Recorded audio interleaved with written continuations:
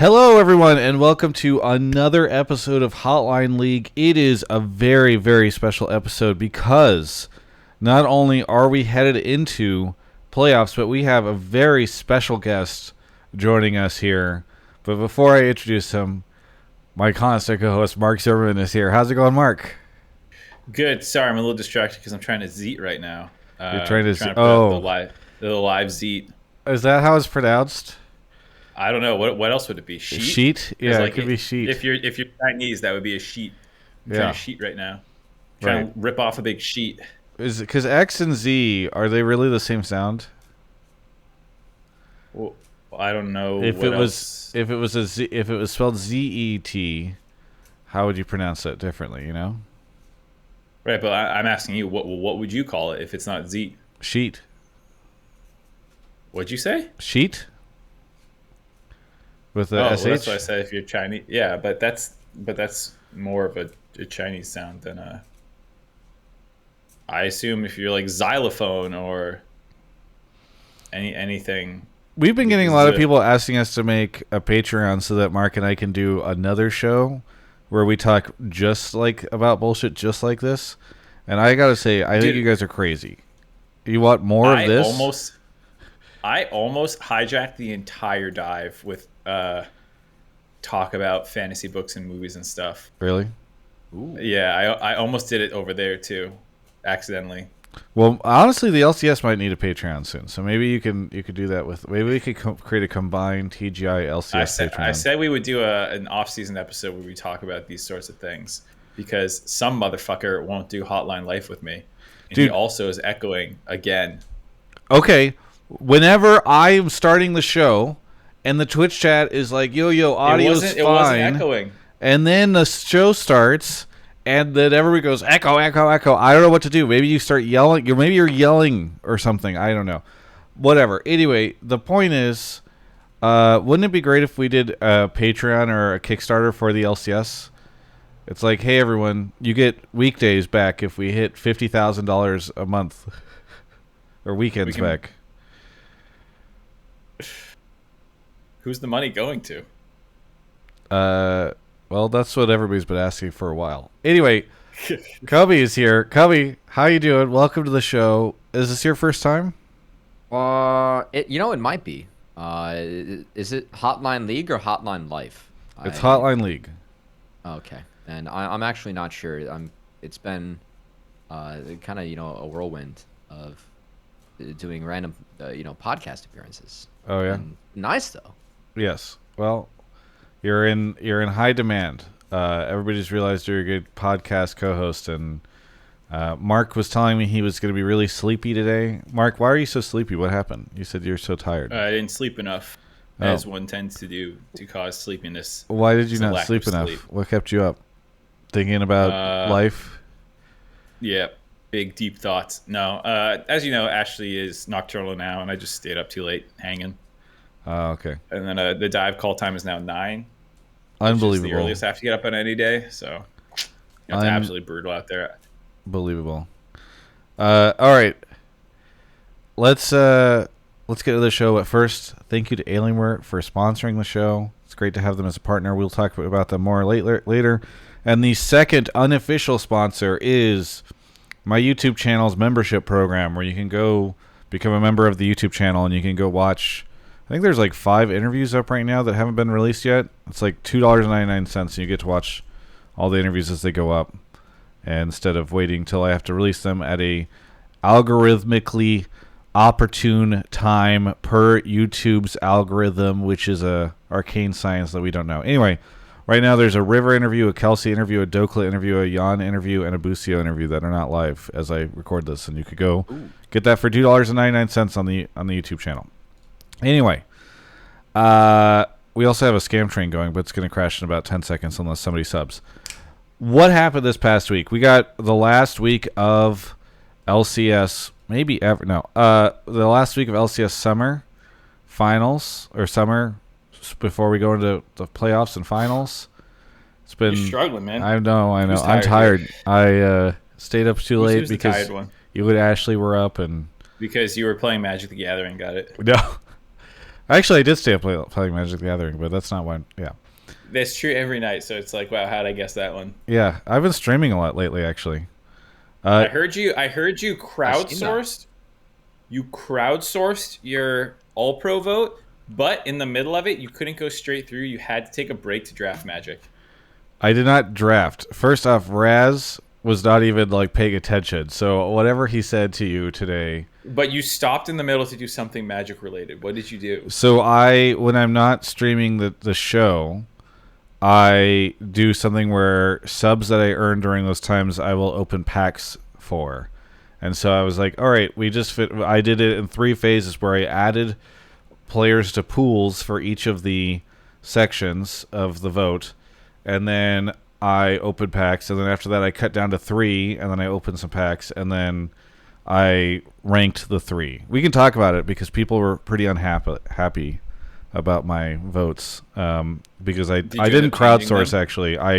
What I used was an appeal system where if I had an opinion on a vote or cutting somebody or putting somebody on a list or something like that, chat could appeal by voting a majority vote to add it back on there, and it would be reviewed by a higher court who could reaffirm the opinion of the lower court. And I was the judge at both the higher and lower court. But yeah, it was a fun, stupid system. But people are not happy with some of my votes, which we can talk about in a little bit. But actually here, first, Cubby, what you been up to lately? What you been watching and playing and doing? Oh boy, Challengers League playoffs. Speaking of Patreons, Disguised won today, so they have Heyo. 2 best of 5s to make it to LA, and you can subscribe to their Patreon, which directly supports player salaries. Wait, did Disguise start a Patreon? Yeah, there is a Patreon. Where have you been? The Patreon directly supports player salaries. How long have they had that? As soon as he announced it. Yeah. Oh, really? Okay. Oh, I did not see this whenever the league stuff came out. So, $6,776 a month. Cross promotion, maybe, between the Disguised and Travis Page. Who knows? Yeah, we need. Mark and I are going to talk about doing a Patreon. I think for real. Okay, cool. But, So yeah, you I did that. want it to be an OnlyFans. Well, it would be Fansly because my friend works at Fansly. So funny Whatever. aside. First off, going back to our new overlord Zeet and Zeter or whatever this is. So everyone gives Elon a lot of crap for what people are calling marketing suicide, but honestly, I think that he just really wanted to name the platform after his kid. So I mean, you got to give that to him. With the X. X gonna give it to you. It's out of love. The moist Charlie breakdown about how he's just obsessed with the letter X because his child has it, this has it, Space X has it. I don't know, man. It's wild. Do we have to keep talking about that, man? I'm so No. fucking tired of hearing about I spent him. Saturday in Malibu. That was cool. I Ooh. hadn't been there before. So that What'd you was do? nice. Let's see. Went to a winery where they played old people music, and then ate on the pier. Wineries are amazing. Yes. I love wine tasting in wineries. It's great. I took a wine tasting class in college, best class I ever took, and the only Wait. class I ever failed. Wait, you failed it? I failed. I took a pass-fail. It was my last semester on campus. The professor, the final was a 40-page paper on a topic of your choice for wine. And I met the professor at a wine bar, said, I'm taking your class, pass-fail. I don't need this to graduate. I learned the most I ever have in your class, which was true. And we drank wine for 30 minutes and talked, and he was cool. And then he failed you.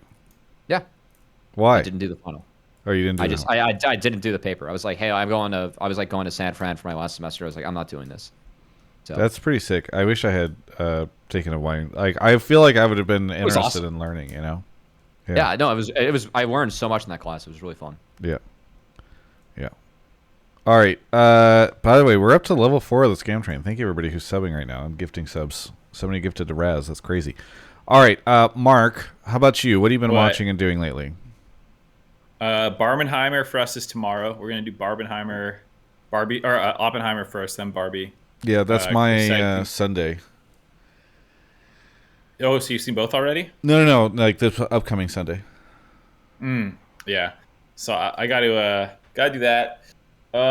What did I watch? I don't quite binge as much as I used to heading into the show because Ashley works Friday, Saturday night, and then it's only Sunday into this, And usually she's pretty dead, so I can't remember everything we watched. We watched They Cloned Tyrone. It was pretty good. Dude's directorial debut. I enjoyed it. I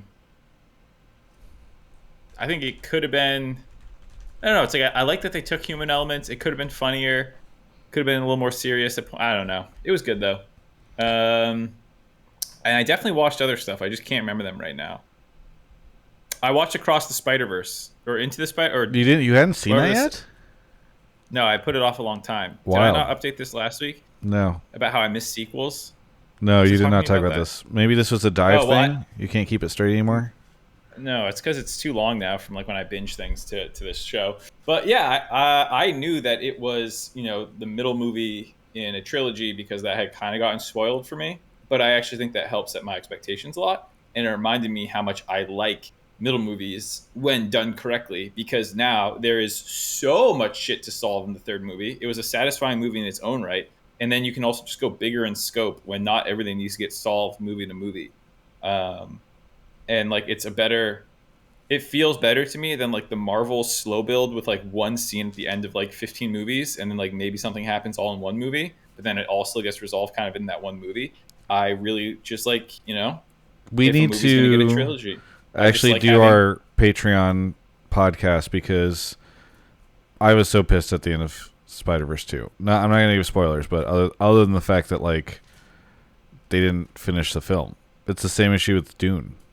It's just sort of like, meh. It's over. Dune was expected though. Did you not like the Two Towers? No, that one had a satisfying bookend, literally. This had a satisfying bookend. I do. If you knew that this was, if you knew this was the middle in a trilogy, you would feel fine. You probably just didn't know before the movie, did you? I mean, I knew that they were going to do a third film. I didn't realize that they weren't finishing the second film. EMBW in the chat says, Mark, have you seen From? Yeah, I'm like almost done with season 2. I think it's trashy good. It's like, I know it's going nowhere. I know that the writers have no fucking clue what they're doing. It's just like Lost, where there's actually no answers to anything. But yeah, it's like it's the middle book, the middle movie, it's the middle everything. That's all it is. It does the same thing that any middle in a trilogy will do. But the thing is, they just didn't market that it's the middle in a trilogy. So no one was ready for the fact that like it doesn't conclude in the way movies typically conclude. Personally, I like the fact that there are now like 4 different groups of people, all with their objectives and what they want to do well known, and that they're all going to conflict with each other. There's like so many, like there's such a diverse group of like goals and intentions and things that's all going to get resolved in the third movie, hopefully well. But like it's a scope you can't hit if you're trying to wrap everything up every single movie, which I really like. So we now have our standings and our teams. Poro, FlyQuest, and Immortals are out. Our 8 teams advance forward into the playoffs bracket. And Riot Games today decided to update lolesports.com and let anybody who... And yes, I know they had tweeted it and said it on the broadcast. I feel as though people who are like, what are the games going? They might go to the website before they scroll through the LOL Esports Twitter account or the LCS official Twitter account. They Z'd it, Travis. You gotta start correcting yourself. Stop. I'm not gonna stop. You fucker, don't. What do you want me to do? It's the new meta.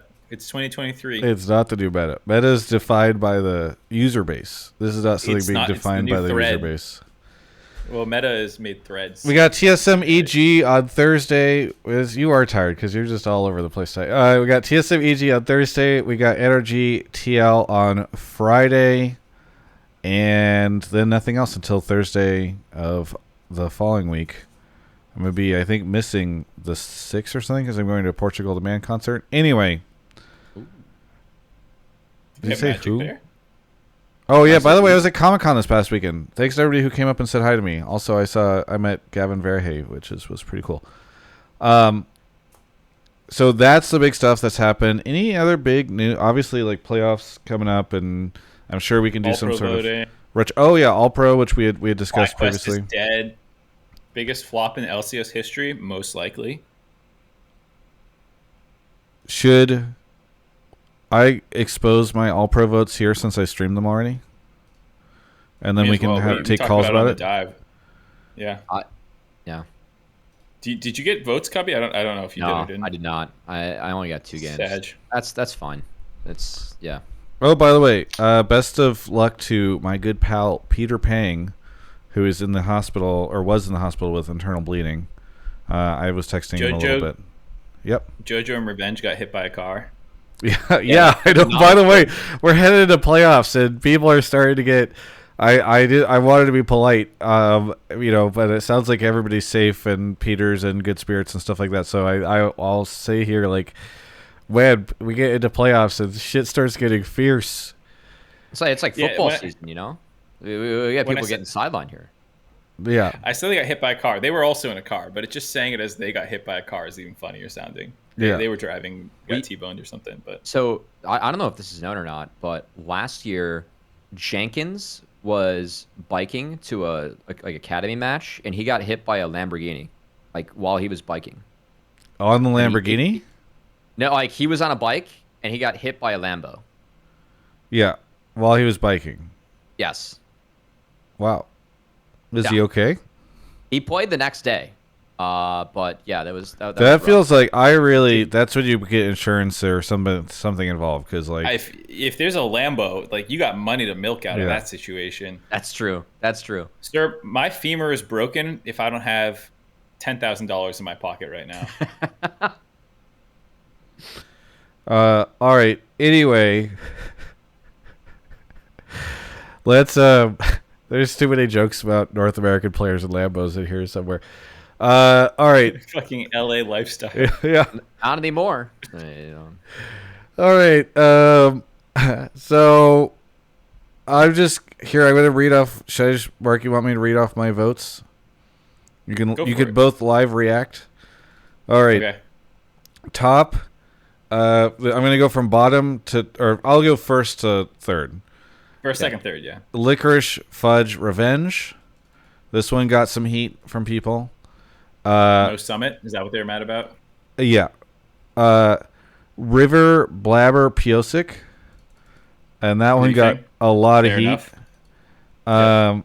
Jojo, Insanity, Gory, which I think was mostly fine. This should answer. I don't know if Jet's... Insanity 2 is surprising, but sure. I don't know if Jet's still in the chat, but Berserker, Stixay, Double Lift.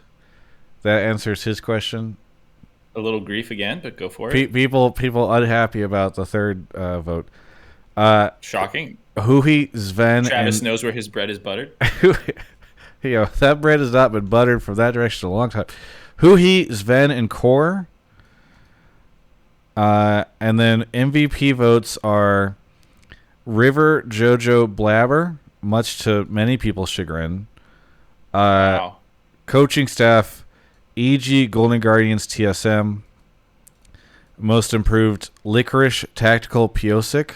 There were a lot of people in chat who were like pissed about putting Piosic as third because they're like, this man fucking won Worlds last year, and I'm like, it should be embarrassing that he's on this list then, because so to be fair, like it's not super well defined what most improved means, but if you look at spring to summer, then yeah, I think that's fair. Yeah, exactly. That is the way it's like if you fill out the form, I think it says something like most improved over this year or something like that. Like it denotes the year of the season. And then rookie was Jan APA Busio. Yeah, I think that's fine. The rookie thing or just everything I just read? Just the rookie thing. Not everything is fine. Okay. You're your own person, I guess. Cubby, you're just frowning this whole time. How are you feeling? Are you enraged? Cubby, fix Travis's ballot. What would you do? I'm probably in the. I would. So I had this conversation actually because like I'm roommates with Rafa and he gets a ballot. So I talked through like a little bit of what I'd do. I think that for top lane, I don't know how I'd order. I'd have Summit in my top 3. I'm for sure Licorice first team. I don't know what my 2-3 would be though between Summit, Revenge, and I think Fudge had. Wait, you wouldn't have Fudge on there? You're saying? I don't know, like, cause See, like, this is where it was really tough for me. Yeah, like for me, like Fudge didn't have. I think Fudge is really valuable at the later stages of the games when C9 needs them. But I also saw Fudge like, get caught out a little bit, and I think that Summit gets a lot of flack for that in mid game. Fudge did not nearly as much at earlier stages. But I'd probably go. I'd probably go Revenge at 2, and then I'd coin flip Summit Fudge. And then next would be. I had Blaber over River. I think River's a little bit more valuable to his team, but Blaber, like again, just had an undeniable split. My MVP would be JoJo. I think that's like the one controversial one. I think that for me, it's honestly like a flip between. I think that the fact there are 2 junglers being considered and 1 mid, and also that mid is just the most valuable player on his team, for me just breaks the tie and makes it not much of a discussion for JoJo. I think that's fair reasoning. You know, it's obviously it's not the way I went, but like I actually really like that argument of that. But I don't know. People are saying the mid pool is weak. I do like.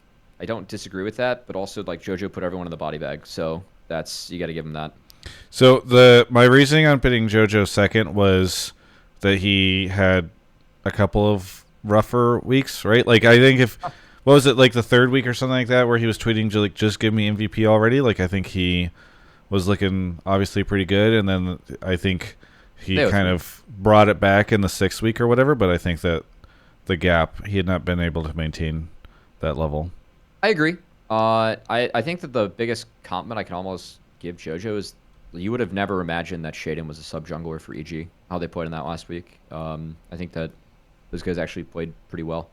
I know that everyone in the chat saying like JoJo got bodied by Gory, but that level 1 was so like effed up. I really don't put a lot of stock in that game. From GGEG. I think it's true. I think it's fair. Yeah. I think it's fair that like JoJo got bodied once. I think that was the only time he really got bodied. Okay. The level 1 was so messed up too. Yeah. the game was over, guys. so yeah. Oh, go ahead. Berserker, Stixay, Yawn at 3, actually, for me. I value Yawn's laning, and I think that he grew as a team fighter this split. I would actually consider him for most improved player as well. And then probably Huhi, Zven, and I honestly don't know how to put his 3rd support. Yeah, support was tough. Core. No core JJ? Ayla had some really bad games, but he also had some really good games. That's my issue. I know he's a really good. I thought his rel was really good.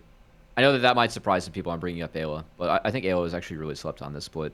But I honestly don't know how I'd put 3rd team support. Yeah, I put core, but like I honestly think Chime is up there. He was pretty good. He had a lot of good skirmishes.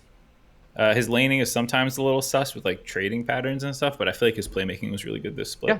I agree.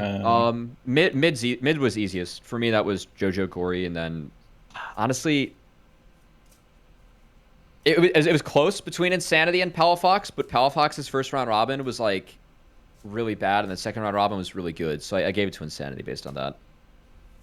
Yeah, I think funnily enough, like Insanity for me got bonus points because we saw what the team was without him. Yeah, with Rubian. Yeah, and that like. Because statistically, like Insanity doesn't jump out on the page. No. But watching the games and also watching the games without him, you're like, oh my god. So it sucks that they kind of busted out at the end, but I still went with Insanity. It wasn't just that. It was like they completely had to change up the way they actually were playing the game to play with Ruby, which like I think just threw the team for a whole loop too. It definitely added to Insanity's points. Yeah. So the story behind my River MVP pick basically starts on. Well, we might have a call about River versus Blaber. Do we? Yeah. Okay. I'm down for that. Part of the reason I wanted to talk about the votes ahead of time was just so that we could queue up some responses and reactions, because I think normally we don't. In the past, like long ago, they didn't want us to ever talk about our votes until they revealed. Then at some point in time, they quietly dropped that requirement. I think I realized that in the past year or so.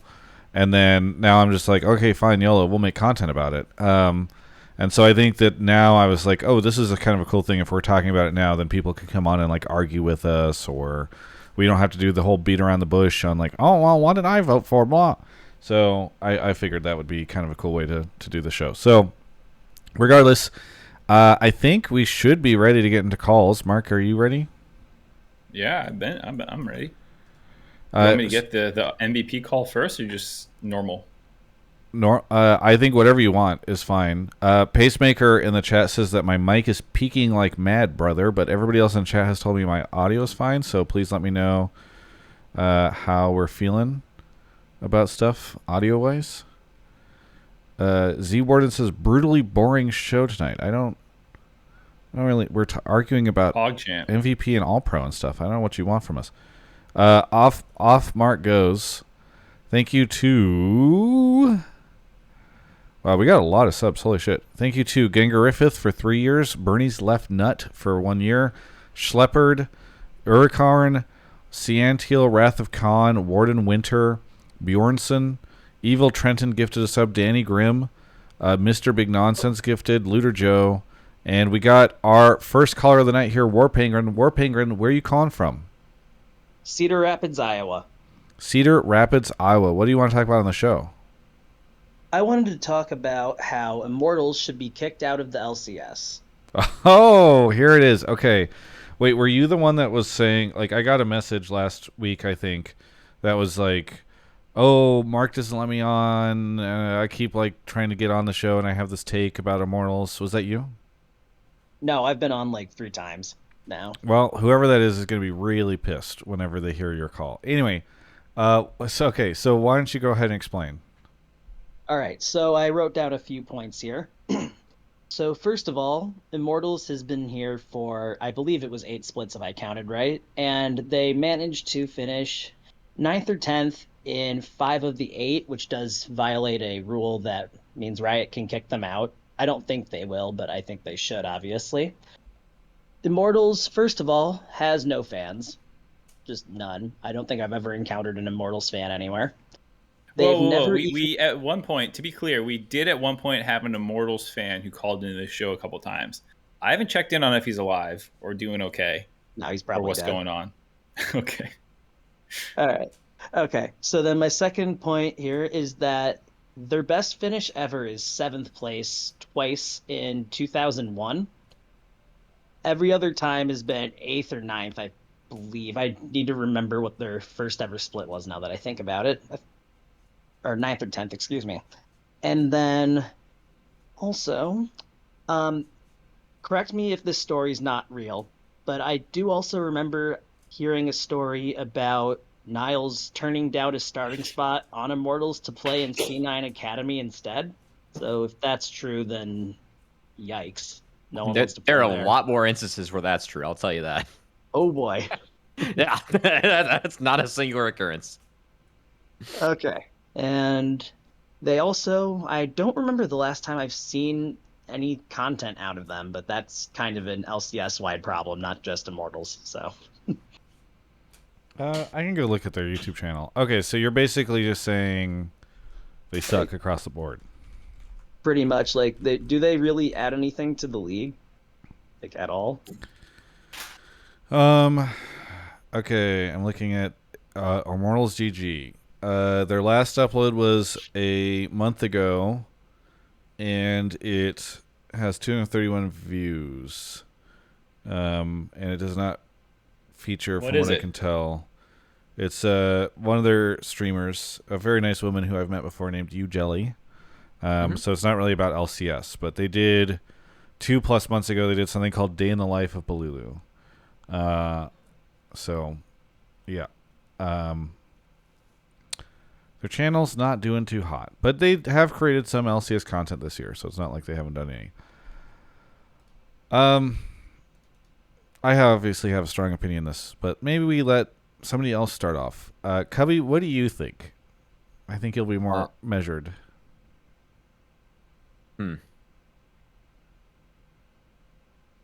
Yes. I think that all the partners in League of Legends ecosystem are doing their darndest.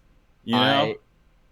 I I I wouldn't boot them out of the league, but there's no arguing that there could be better partners if that's the case. I think not having a 10th team would be better for the league. Okay. Well, I guess that's quite an argument. I mean, Also, you say it's quite the argument. Like, do you disagree?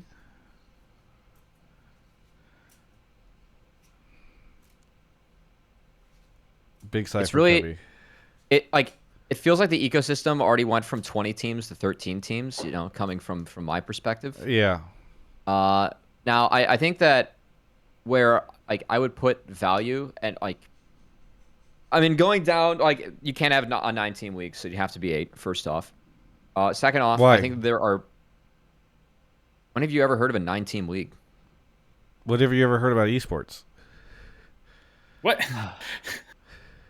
Travis, yeah, scheduling becomes a nightmare. You just like one team gets a bye day every day, or like how many times do you how do you do a round robin if there's I don't know. I mean, you do a round robin where everybody plays each other once or twice. Yeah, but how do you format the broadcast? Someone gets a bye every day. It'd be like extra. It'd be way better for the broadcast to go down to 8 in terms of cost saving measures. If you're gonna cut 1, you might as well cut 2. I mean, I think I kind of want the toss kicked out too, but the challenge is you can't get better. you don't get you're presenting an opportunity that doesn't practically or pragmatically exist, right? Which is might as well cut 2. Like, it's really easy to cut 1. It's way harder to cut 2.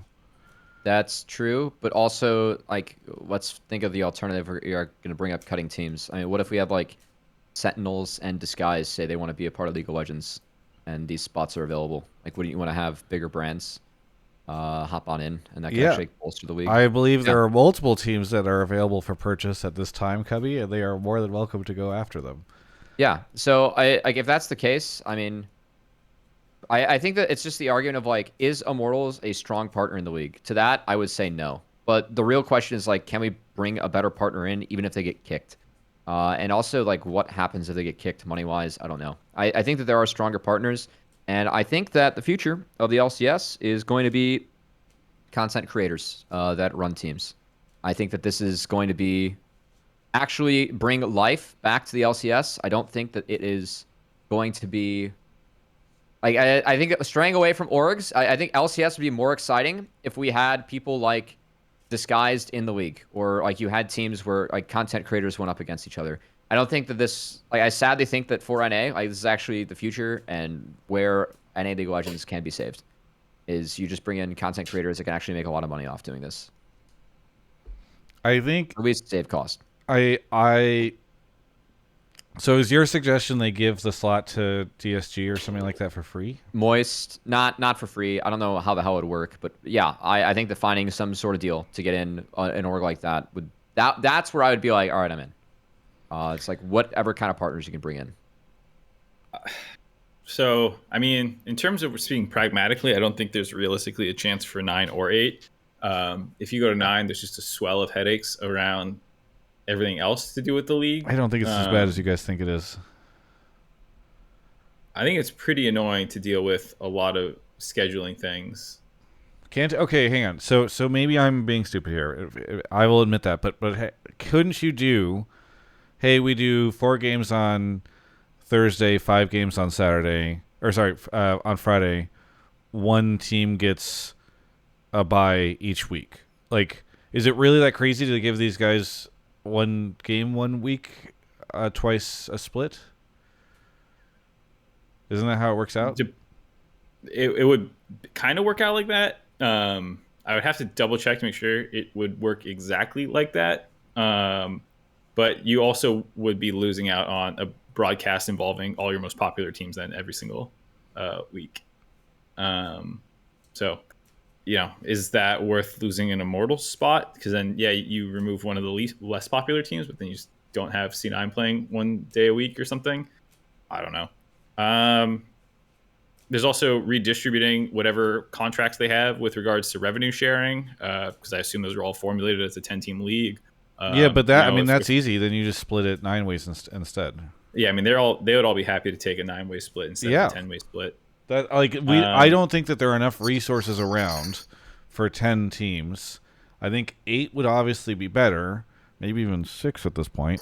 But like, if we can, here's what we do: we just go down to 9, and then we wait patiently for some other team to do poorly for a couple more years, and then we're down at 8. Problem solved.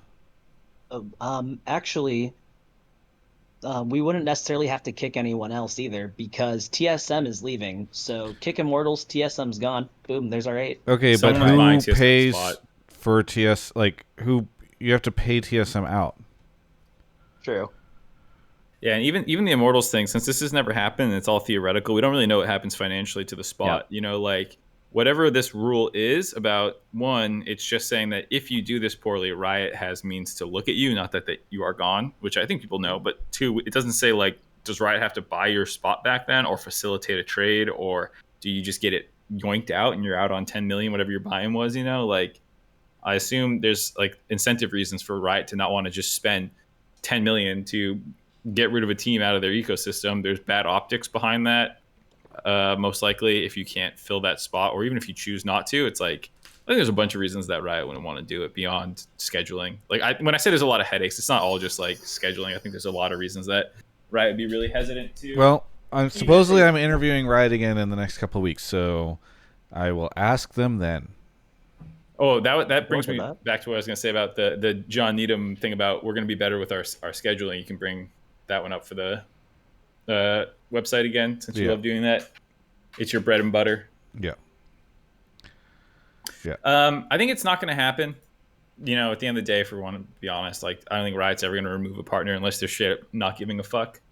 And while maybe you got like fans to make that argument, I don't think it's enough. Not when for times Riot. aren't great. If times were good, I could see that, but not right now. I think that's a decent clause. This is such a Yeah, good I think- time to activate it, though.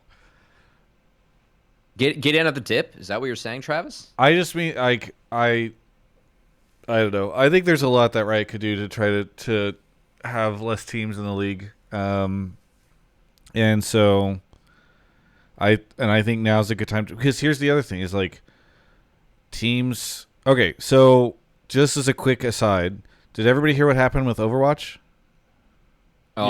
Yeah, the 6 million if teams don't want to re-sign their contract. Yeah, so for those that do not listen or that are listening to this that don't know about this, Activision Blizzard reportedly, I think maybe not even reportedly, I think they might have talked about it in like an earnings thing. I'd have to go check. Basically said that the Overwatch League, which is a failure and was a failure, and everyone knew it was going to be a failure before it was, and was like way worse than LCS in terms of how hard they went on no data and asking for a lot of money. They're basically telling Overwatch League teams, hey, you know, we're going to rebuild, we're going to redo this contract.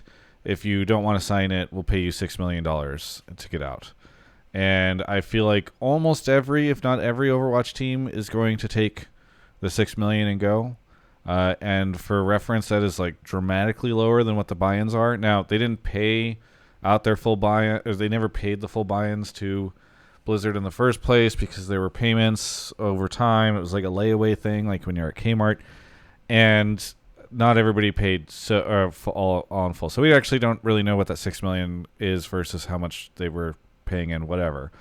The point is, Blizzard's doing a like, hey, we'll buy back your shitty Overwatch League slot thing, and not that much money. Did you hear what happened with the Chinese team? Yes. In that league. Chengdu, I think it was called. Yeah. So Blizzard, they have another like company that publishes Overwatch in China. They didn't renew the deal with that company. So Overwatch like literally just wasn't playable in China, and then they just like let go of that team because the game wasn't playable over there. So they just like forced out one of their franchise teams. They literally like didn't pay out a team. They're like the game wasn't playable in that region. It's ridiculous. Yeah. Yeah. Yeah. Well, regardless, I think there's a world here where, you know, if you really wanted to, you could probably try to find somebody who Riot could pay $3 million to leave the league or something like that. I don't know. Yeah. I think more likely is kind of what Cubby's saying, is like trying, entice someone, if you were going to change it out, to like just get an actual brand in there that has a fan base. Someone like a Toast obviously doesn't have the money to buy out an Immortal slot, which I'm sure is like how the deal would go. Would be Riot would like facilitate that or something. But you could help them by trying to find partners that are interested. If you tell Toast that the slot's his, if he can find a partner, he can go around and sell it for a little bit and try and do it. I don't know if he's equipped to. Maybe you'd have to handhold him through it or something. Because I don't know if Toast has the background to court an actual investor of the size that's going to get 10 million. They have Fifth Iron over there, and they have agencies and stuff like that. He could do it. Yeah. It could happen if they were committed enough. I'm not worried about it. And I think it's more just that I don't think Riot wants to kick Immortals. Though I think the replacements have not been good. What do you mean? Like the competitiveness of their rosters and the fact that players don't want to go to them, and like there's legitimate problems with them in the ecosystem. You can make the case pretty compellingly. Oh, I thought you said the replacements have not been good. Oh, no. I meant Immortals has not been good. It's not just like, oh, they're not doing well. It's, I think, the fact that it's hampering talent from entering the scene potentially or something. Yeah. No, that's fine. I agree with you guys that they will probably not do it. I wish that they would. That would be the Chad move. But Riot Games aren't Chad enough. That's my assessment. If anyone knows anything about being Chad, it's Travis. That's Gafford. me. I'm a fucking Chad. I play Magic together. Warpenguin, thank you so much for the call. Anything you want to shout out? Yeah, one thing about Immortals that didn't suck this split was actually Tactical. I'd like to shout him out for having a nice resurgence. Pretty good. And I would also like to shout out Kangas, who needs to be promoted to the LCS next split. Yes, Steve. Tactical was on TSM last year, or am I? Oh no, this year. Sorry. No. I'm sorry. I'm trying to remember Yeah, so he can't. Yeah, because the last several years all blurred together in my mind. Yeah, it's shockingly a player who was on TSM was maybe better than they seemed. Hey, thank you so much for the call, and we'll catch you next time. Yep. Thanks, guys. Bye. All right. Thank you to Looter Joe for gifting a sub to Maine. Looter Joe for gifting a sub to Jat. Dark King for 65 months. My God. Looter Joe gifted to Raz. Gotcha J. The one and only Corbin. Cheese Esther. Cole 455 Badger Yar for 2 years. T1 Orphan. And we got Aggro here. Aggro, where are you calling from? From Los Angeles. From Los Angeles. Where? Ooh. I mean, I'm not trying to dox you here, but whereabouts in LA? In a little place called Southgate in the middle of nowhere in nice. LA. Well, what do you want to talk about on the show? I think River will rob Blaber of MVP this split. There it is. Okay, I disagree with this, even though I voted for River. But go ahead and explain why. I think I'm going mostly off like an eye test, I guess I could say. I'm not too sure on the stats of how to go differential and first bloods, like comparing their stats. But I think River has just been way more important to Golden Guardians' victories. And I've been watching Blaber since he was fielded onto C9, and I feel like he's definitely had way higher highs than he's had now. I think he's having a fantastic split, but I think that he's not having an MVP level split. And I think Golden Guardians is so much more valuable to his team and does so much for getting the team going. I think most of the goal leads in that Golden Guardians has is built off River, off his creative early ganks. Where C9, I feel like a lot of it does come just from their lane prowess, just because they have Blaber, Zven, who are obviously very good laners, MNS, who plays very aggressively, and he's not having a very good split right now, which is also, I think, hurting Blaber's chances of getting MVP. Same thing for Fudge. I think they're both not playing at their peak, and that's affecting Blaber's potential. So when you say rob, you don't actually mean rob. You mean like deservedly take the MVP. Yeah. Well, no, I think Blaber will end up winning MVP. But I Oh, think sorry. River Maybe I should be the one misunderstood. earning I it. thought you had said that you thought. So, sorry, the way you said it, and I know this is true because Numi also wrote it this way. GG River will rob C9 Blabber for MVP to split. You mean the Oh, opposite, okay. that Blabber will rob River? Yes, I think I meant to write Oh. that. Oh no. Okay. Blabber will rob River of MVP. Okay. Then I do agree with you for this. Why do you think he'll rob? Like, I understand your reasoning for why you think River is more deserving. Why do you think Blabber will end up getting it anyway? I just feel like that's just where most of the conversation's at. Even I think pro players, I've heard in some interviews. I think in some of your interviews you mentioned when you ask people or some pro players about who they think will win MVP. A lot of people talk about Blabber. I think in general the community sentiment is around Blabber, especially I think because people are really excited about his career. You know, finally getting the respect it deserves. So I think people are trying to put even more respect onto it. Like I think he's fantastic this split, but I don't think he's MVP level. This isn't you saying this. This is Twitch chat, but the MVP for Stan is actually Berserker. Any good jungler can replace Blabber. Then why has Blabber won multiple splits before Berserker's ass even showed up?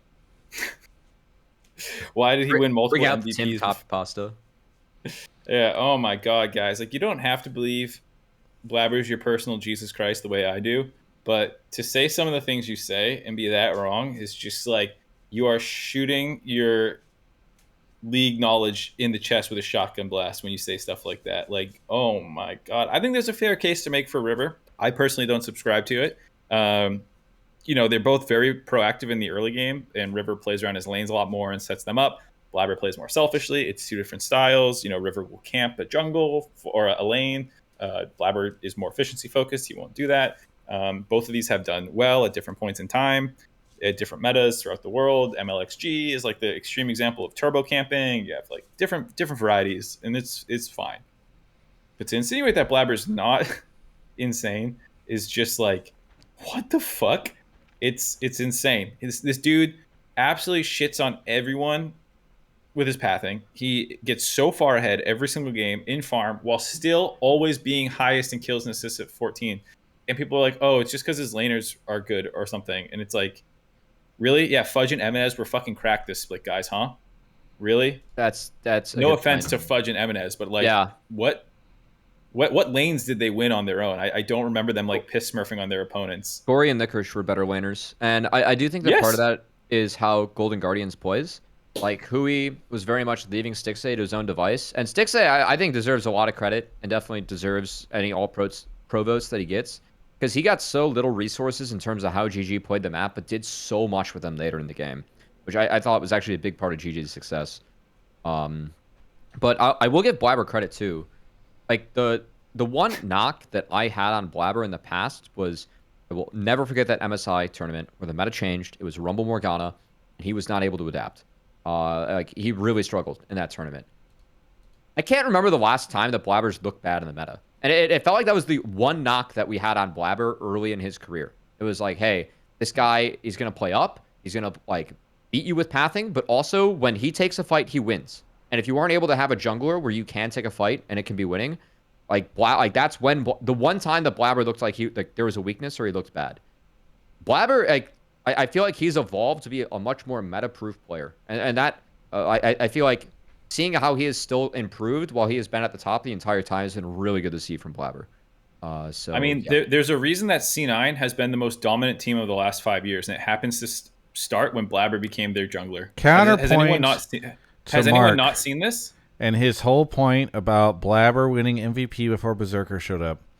Summer 2019, Svenskeren wins MVP. Spring 2020, Blabber wins MVP. Coincidence? Niski there, making that happen. When's the next time Blabber wins MVP? Spring 2021. You know who the mid laner one is then? One of the best Western players of all time, Perks. This man gets carried, all right? That's what's happened, and now he's getting carried again, Mark, by he just keeps Berserker. Getting people to carry. So the teammates around him keep changing, but he keeps winning MVP, and he keeps winning championships. Jack loves Blaber the so teammate, much he it's keeps not Blaber. giving It's him gotta all be these coaching, right? teammates to Coaching just too, carry you're his right. ass. Oh, it's also the meta. We haven't seen his Olaf be cracked, his Udyr, his Nocturne, his Kindred, his Sejuani is pretty good. We haven't seen him carry in like every meta. You know, it's you're right. It's the teammates, it's the meta, it's everything. He can His only Gragas, right? Yeah, he Gragas. can only Lee play Sin. Nidalee and Diet Crab. You know, he's the one trick. Yep. It's tough. I listen.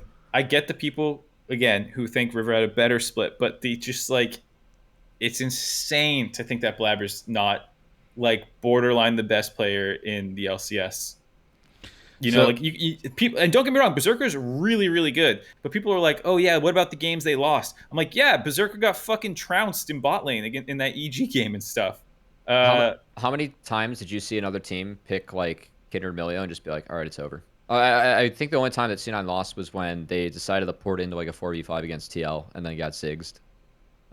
Yeah, it's funny because I was bringing this up. I forget if it was on the dive or off camera, but like I had the same argument that I was making. It was just like, okay, we've seen this comp is absolutely busted. Kindred, Milio, Ashe. Yes. Why is no one else running it? If it's so Yes. busted, why is no one else running it? And then you watch the games, and Blaber is literally frontlining Kindred, queuing at people, running them down, and putting so much pressure on the enemy that they have to engage on him, and then he never dies without his ult. No, Obviously, Zven is playing well to prop him up. Like, it's a whole team thing, but, like, I don't think in any of those games he, like, really died without, you know, like, it's so easy to have just get 100 to 0 to not play it correctly, but, like, they always play it correctly. Mark, and he's what shirt do you have running on that right comp. FlyQuest? Why? Oh, damn it. I thought it was a C9 shirt because half the time I'm wearing C9 shirts. I was gonna try to expose you. You Anyway, lost the 50-50. I It's literally, like, when, like, one of the reasons, like, I was, like, when I was reasoning out, like, Blaber over River, literally it was the Kindred Milio comps. I was like that for me, again, like, no one else is playing that. I think that, like, that, for me, whenever I saw C9 get that comp, I'm like, GG. Like, that it's game over. They only lost with it once, and it was against really, like, poor misplay from them as a team, and they didn't know how to play in the Ziggs. okay, so And I like your point, Cubby, that like he has like the weaknesses he had in his earlier days of like Crabber and like turbo inting random fights has really been toned down. And people are saying, you know, oh, I'm just explaining my favorite player. I didn't even fucking vote him for my first MVP. My vote. oh well, he voted JoJo. So I voted JoJo. So I'm not even saying this like to defend my own MVP vote. I'm just saying it to be like, you're fucking crazy if you think he's bad. All right, Again, so I think River's good, but all right, enough, Mark. I get it. You love Blaber. We all get it. We understand. No one will besmirch Blaber's name ever again. The reason why I voted River, so going into this weekend, it's because I'm easily influenced. Going into this weekend, especially after last week's Hotline League where we talked about a lot of stuff, I was like, all right, it's probably Blaber unless JoJo pops off. And then JoJo had a really good weekend. But at the same time as all this was going on, I did, spoilers, a surprise test, which is I had this really, really brilliant idea. I don't know where I got it, of doing a grid of players and assigning a dollar amount to each one of them, and you can only spend $15. Anyway, so I did this surprise test, and I ranked Blaber at $5 and River at $4. And multiple players, unconnected, unprompted, were like, oh, wait, River's way better. Like, he should have been the $5 option. Or like, oh, I'm definitely getting River because... Hold on. Yep. Were these solo winners? No. Oh, okay. Wait, one of them was, and the other one wasn't. Okay. Well, maybe they just want ganks. Because they just get ganked all the time? Biased. Yeah, maybe it's just bias. So then I was like, whoa, wow. You know, like, maybe there's something I'm missing here. And then I did a series of interviews with players, which have already started to go up, sort of asking them about this conversation, and was surprised that in a lot of cases people did choose River over Blaber. And anyway, you know, it sent me thinking about all this stuff, and I spent all the time thinking about all this stuff, and that's why I ended up going with River. I do think like there is a little bit of brand notoriety for Blaber that was like, maybe I was trying to anti-brand notoriety the situation or whatever, but I don't know, talking to so many players who all felt like River was really the backbone of Golden Guardians or the reason they're winning or like doing all this stuff, like it it really shook me to my core and led me with the river vote, I guess is where I will say. Led me up a river.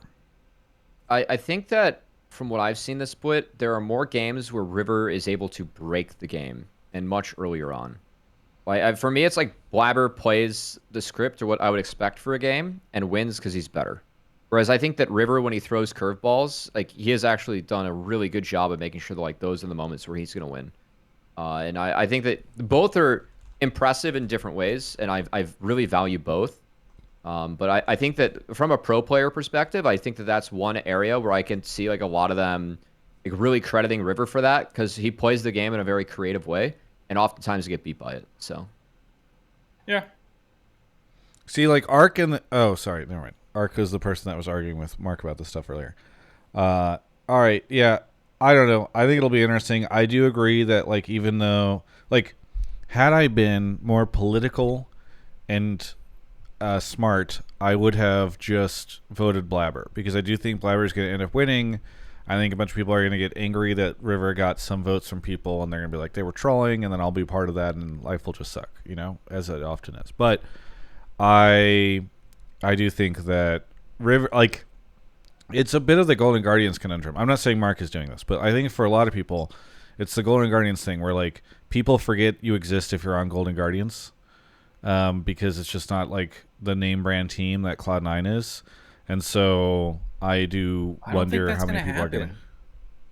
I think Golden Guardians is going to clean up with first and second team All-Pro votes. I think almost like their entire roster is going to be first and second team All-Pro votes. I think so too. Like unless I'm totally wrong and you're right that like the media is going to forget, like I don't think the players are going to forget the fucking 18 games that they played, and like certainly the casters aren't. So like where do you think they're going to go? Every single person on that team is going to get like all pros. I guess it's fair. I mean, looking at my own stuff, it's probably likely that a lot of these players, Licorice will probably get first. Stixay probably ends up all second. Five members are there. If anything, like C9 has less all pro votes for a lot of people. Like Fudge is like questionable, MNS is questionable. Like both their soul lanes, I think, will ultimately get all pro, but I know they'll be left off a lot more ballots than the Golden Guardians guys, I bet. Sure. I think I was just thinking in general, there's a lot of times where people forget about them. I mean, like, what was it? One of my interviews because they were bad before. Exactly. Like, yeah. I mean, I get why it's the case. I'm not being like, oh, poor little Golden Guardians. They've just, you know, like, they don't earn the respect. I'm just saying, I don't think it's a compelling argument to say that people have forgotten about them when they literally did nothing noteworthy until this year. They did pretty well with another roster. They beat TSM that one time. They beat the TSM that one time, and we talked about it for 3 years because they did nothing else in the interim. I think we talked about it for 3 years because that team went on to go win and lift trophies for several years. I mean, we would have stopped talking about them if Golden Guardians put another team together, but then they put together the infamous... I also remember I got to cast LCS week 4 of spring. I remember sitting in that meeting, and we were like, let's try to avoid talking about Licorice because he's playing really poorly. Like, that was like commonly being thrown around because it was like, is he the worst top laner of the league or like one of the worst players in the league? And like, I didn't blink twice when I put, like, again, if I had a vote, he is my first team all-pro top laner. I'm not blinking twice. He's been fantastic this split. The fact that, like, a player that we've already seen so much tape on has gone from that to this has actually been really impressive in this short amount of time. So all credit to Licorice. It's been really good to see him. All right. Hey, thanks so much, caller, for the call. Anything you want to shout out? Shout out Alienware and shout out the LCS broadcast. It's been fantastic this year. So... yeah, keep up the good work, y'all. Love Hotline League. Yeah, thank you for the call, and we'll catch you next time. See ya. All right, we're going to take a quick break right now to talk about Alienware, specifically Alienware. Alienware is fantastic. We've got the Alienware M18 that we've been using for quite some time now over on our production side of things. Really have enjoyed using this thing. You guys got to check it out. It is an amazing machine. Absolutely love it. They also have, of course, the Alienware 620M mouse, which is a wonderful wireless mouse. And then the 720H, which is what Mark is sporting right now. It's a dual mode gaming wireless headset that you can go check out over at alienware.com alienware.com/Travis. Really appreciate them. The M18, by the way, Alienware's most powerful laptop.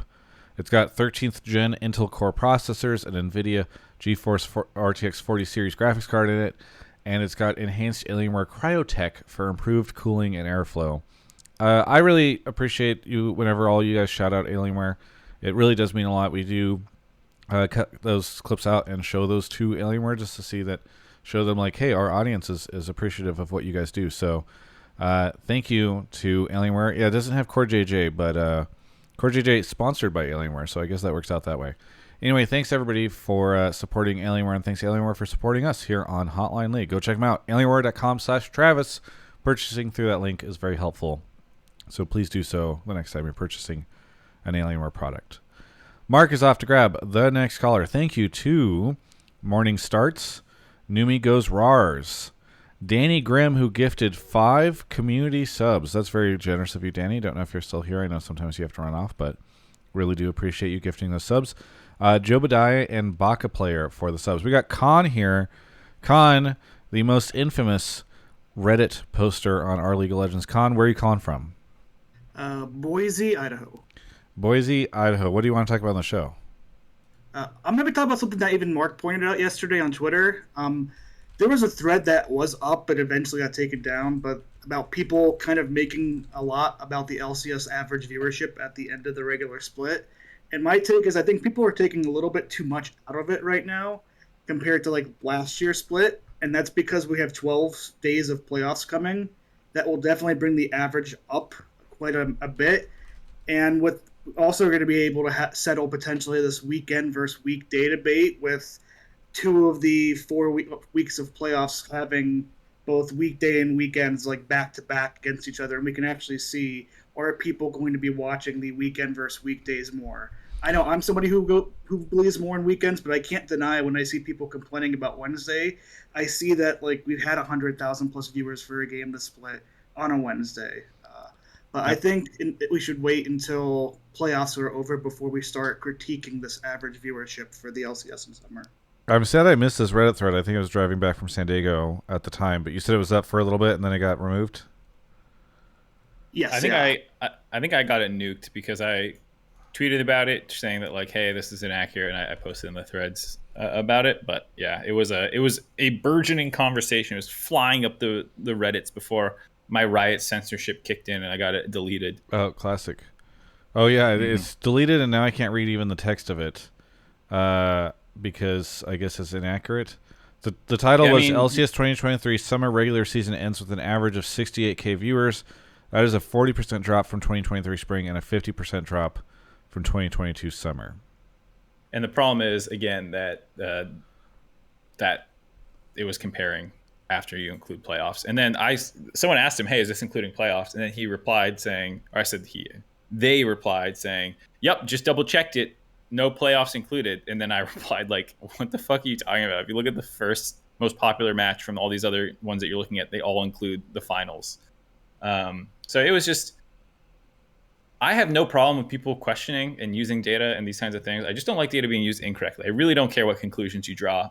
And I didn't have any problem with any of the arguments people were making overall, but it was something where I was very much like, this doesn't work. Actually, I slid my glasses up. Yeah, I wish we did know the stat from like regular season to regular season, because I think that would be very fascinating. I expect it would be very dramatic. All right, and so sorry, Con, your general point is what exactly? Because my point is I don't think we should be jumping quite yet on the viewership stuff. Trust me, you know me, Travis. I'm somebody who is very much going to be up on the forefront of this discussion probably at the end of the year. But we have 12 days of playoffs, just after we've just had 18 days of spring split game, days of the summer split games. That let's see what the average ends up being after these 12 days of playoffs, to see what they're like. And I also think too, we're gonna everybody I hear talks about the weekday versus weekend issue, and we're going to be having with these playoffs games played Thursday, Friday, and Saturday, Sunday in the same week. So we'll actually be able to finally see for like the first time this year somewhat consistently if the weekend might draw in more people with these games. Yeah, it's the unfortunate thing that Riot gets to do, though, where they're like, well, maybe the weekend got better views because it's playoffs, and playoffs always attracts more viewership, as you just said. Like, it's... Well, he's saying that Thursday, Friday will play as well as Saturday, Sunday. Like, not this week, but the next 2 weeks are playing on all 4 days. Yeah. You have to look at the matchups, unfortunately, because teams actually do matter a lot. But, I mean, generally what Khan's saying is correct. Yeah, Saturday, Sunday will have Cloud9 and Golden Guardians at least on them versus Dig and 100 Thieves. So make of that what you will. We'll see, I guess, who the teams are. Oh, the elimination match is not on the weekend? I guess that would be, elimination match is Thursday, Friday. Yeah, that sucks. Because that would be the less popular teams, and so you could get a little bit less biased bit, but now it's easy to be like, ooh, weekends aren't popular, Cloud9 is. Yeah. I mean, we say that, but when you look at like the teams that tend to be most popular in the league, it's not Cloud9 with a lot of their games. It ends up being like the 100 Thieves and TLs more than anything else. So what's really interesting about that is it speaks to the other bias in viewership data, which is game time. Game time increases viewership, and Team Liquid, in the games that they didn't blow out, they had really messy games that people had a lot of fun watching and you couldn't tune away from. So in that sense, Team Liquid, if I'm not mistaken, I'm double checking, they have 4 of the 5 most popular games during the regular season. But I think you'd be hard pressed to, like, if you got like actual numbers of their fans, they probably are not the most popular team in the league. Yeah, 4 of the top 5 games are Team Liquid games. There's no way they're the most popular team in the league. APA is always played for content, so I'm not surprised. Yeah, I don't think that they are the most popular team. I think they play the trollest games. I mean, I would fight back on that because I think if you look even through previous splits, TL is always an org that stays up there, especially ever since the Double Lift era. Yeah, don't you think there's a pretty big difference between fandom around this team now versus fandom when they had Double Lift? They paid $7 million a year to be up there. I mean, I think there's a difference with every team's fandom now compared to where we were previously. Well, I think Travis just means like hierarchy-wise, not raw. It's hard to say. I mean, Team Liquid is definitely not near the popularity that they used to have. In relative, even to the even if you adjust for overall viewership drop. Yeah, I mean, this is something that's well known too. That like game time increases viewership counts. This is just true that you can observe, especially in series. The longer a series goes, the more people will tune in. Like game 5s will have higher viewership than game 1, 2, 3, and 4. Almost always, long games will have higher viewership. It's just how the nature of League of Legends works. This isn't a shot. Obviously, Team Liquid is still a popular team. I think they are still one of the most popular teams in the league. I'm not saying they're unpopular, but I think there's no surprise that they have the top 4 game slots. And then their opponents are 100 Thieves, TSM, and 2C9s. It's because they play crazy ass games. I think they're really fun to watch. I think they play really exciting games. I think there's a lot of reasons to be fans of Team Liquid, but it's just something to be conscious of, like why viewership goes up and down. So on this point, though, that Khan's talking about in just being aware of some of the shortcomings of the current data we're using, I thought it was 85K, but someone used like the Wayback Machine to show it was like 79K at the end of summer last year. So we went from like 79 to 68. And then these numbers usually trend down as they correct for the data, because I know they overcount in the beginning. Like previously it was like 124K for last year, and I think it moved down a little bit after playoffs. Anyways, point is the data moves around a little bit, but we went from a roughly 80,000 to 120,000 average last year because of playoffs, because as Khan pointed out, you still have not quite the majority, but a large chunk of your actual season of broadcast days to continue to play from here. And who knows how much it'll go up, but I doubt it will be as much as last summer. Yeah, it was about a 50% increase, you're saying? Yeah, and that was because we had almost every single series go to 5 games. Like I was just saying, long series equals more viewers. I think only 2 or 3 series in that entire 12-day cycle didn't go to the full 5 games. And I think if you're counting on that 50% viewership increase and we don't see a similar thing, it's going to be a lot less. I hope we can break 100K. I think we can, but I wouldn't be shocked if we end right around that or a little under.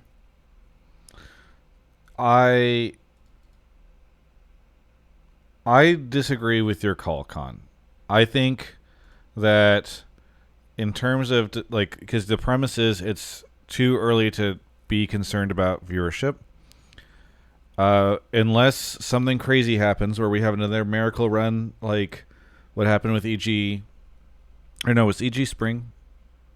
Why is everything blurring in my mind? Anyway, unless we get some crazy narrative and unless we get crazy long games and some crazy stuff happens, I don't see us doubling our current number, which is, I think, what it seems to look like it would take for us to get back up to summer of 2022. And that would just be staying like flat year over year. 2023 was positioned by Riot as a year where like the LCS was going to like grow. Oh, we're going to move it to weekdays. It's going to get better viewership.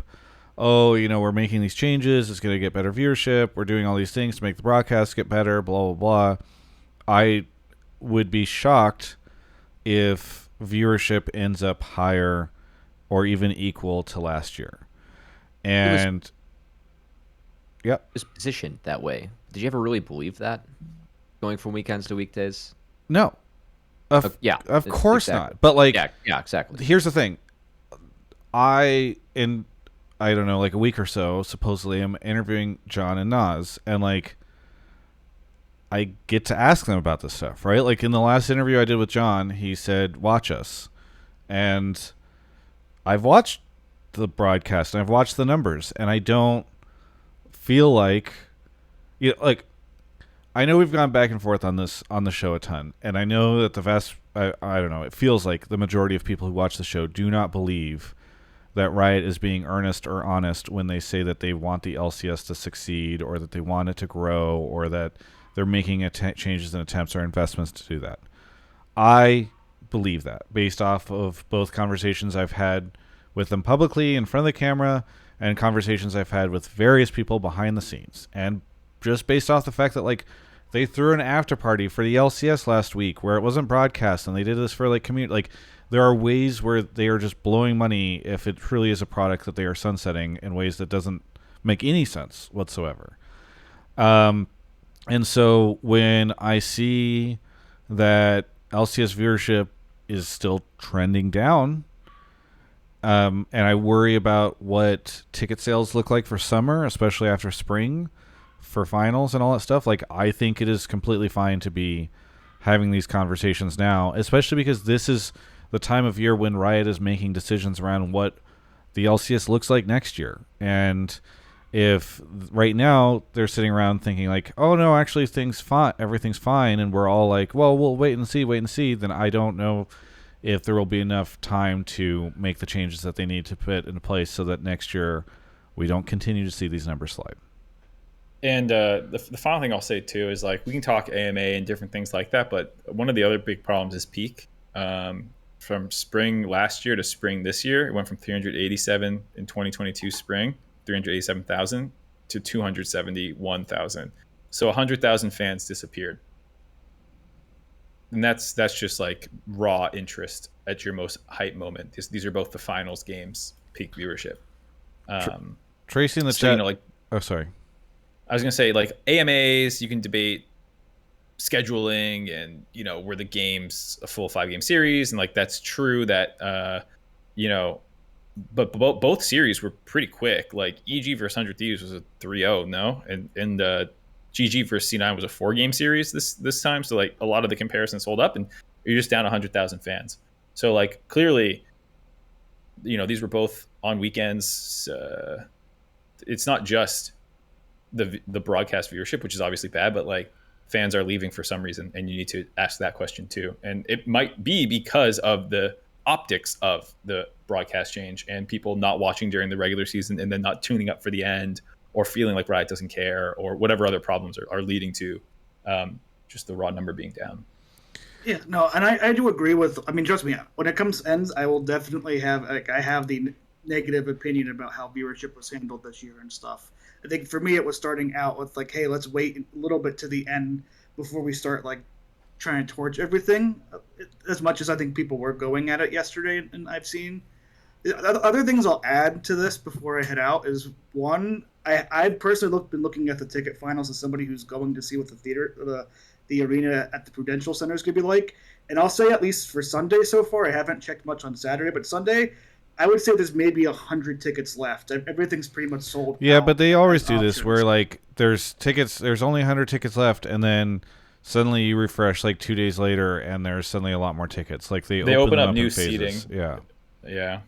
And then second, for the people, okay, I still see a lot of people out there who are blaming Valorant for the weekday change and stuff with Riot. And like, if you look at how this year has gone through esports, Valorant has only been played on the weekend at the same time as the LCS 3 times this year. That's an amount that if Riot really thought that the weekend was better for the LCS, they could have shifted the leagues around to be able to have both leagues play on weekends. Riot generally did think that splitting up the LEC and LCS would make things easier and better for their global esport viewer, and that it would be able to boost the viewership of LCS that way because people can't be plagued with that much league. I think I still see people talk about like, oh, they moved to weekdays for Valorant. Like Valorant has not been in the studio on the weekends at all when LCS has been being played. Yeah, I mean it's definitely true that LCS could have probably been on the weekends. They could have made it work, but it doesn't matter because people still won't believe you.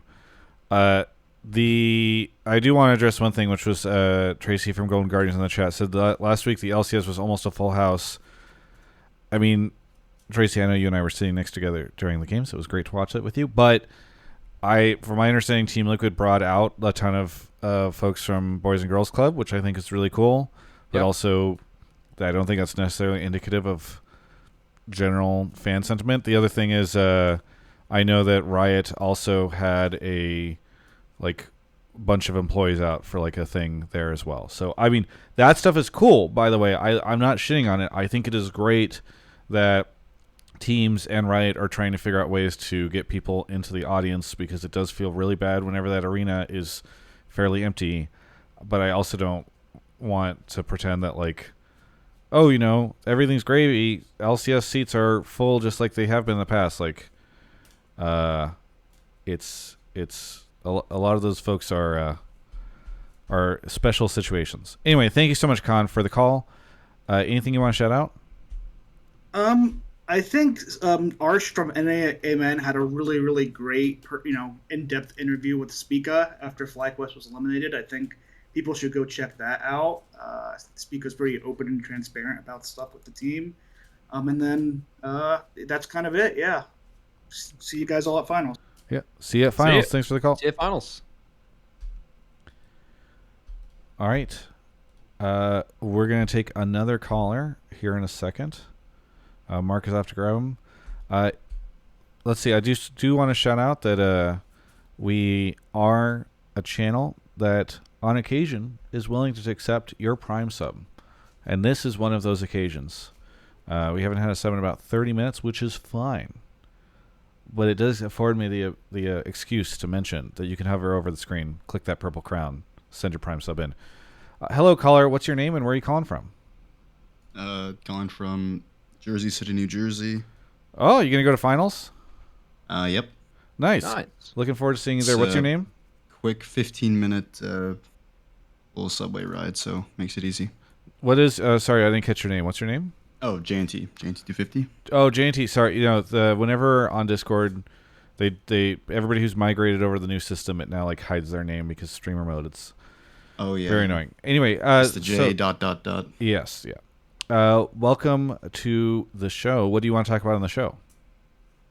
I wanted to talk about how North American mid laners outperformed import mids for the first time in LCS history, probably. I'm trying to think if it's the first time in LCS history. I guess probably, because you had the moment Bjergsen shows up, he's kind of top dog, and then Jensen continued it. Go ahead and elaborate. Even Zhao Wei Zhao, baby.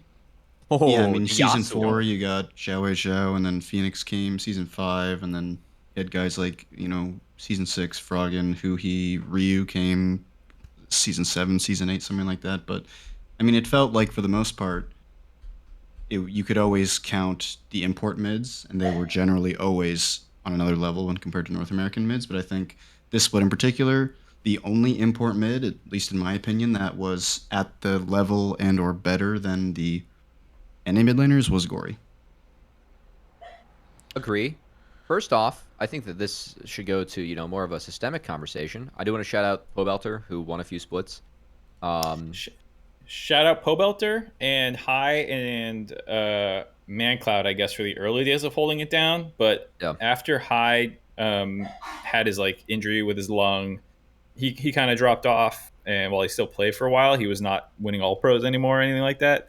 So I think once Bjergsen came, I mean, technically, I feel like he became an NA resident over time. Yeah. But it's true that, even if Pobelter was in the all-pro conversations, it was usually him as the standout, and then the rest import mids all around him. Yeah.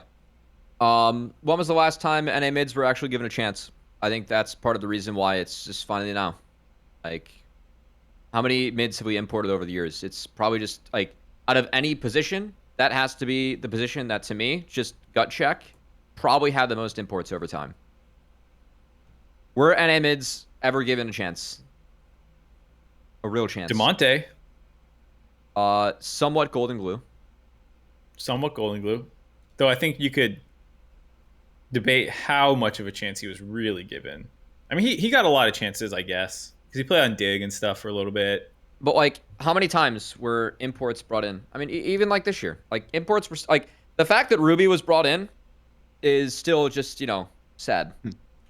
But, yeah, Five Fire never got a shot, even in Academy. Copy never got a chance to play LCS. Insanity was one of, if not our strongest mid laner. He gets a chance. He plays well. APA, I think we're seeing a little bit more of the growth that APA still has to go. But APA, very early in his career, has done, I'd say, more than serviceable for TL already. When was the last time that NA mids were actually considered an option, whereas every team wasn't just all right, we need a Korean? One of the ones that I can think of is probably a Blaze Olive. But a Olive got one. People are pointing out Saligo, which is fair. Palafox too. Palafox and Insanity both had chances that they were given prior to this kind of resurgence that they had. Then there's DeMonte and Golden Glue. Are we missing anyone? The fact that we can only name a handful, though, over the last 10 years... I don't even think that would have gone over yet. If I was counting on my fingers, I don't think we use all... Between 10 teams in 10 years... That's after, tough. the old guard, we don't include... Well, I'm not including the old guard, right? There's a bunch of mids who were good in Season 3, like Shifter, like Scar, like these kinds of guys who... Shifter was so sad, man. He got Visa held or whatever. I forget. Reginald? He was so good. Yeah, Reggie... I'm saying, okay, you take all that class of NA mids because there were no imports yet, and then you move into the era of imports, how many people got chances? I guess to be a bit more specific, probably post 2016. That was probably the first mandatory cloud became the norm.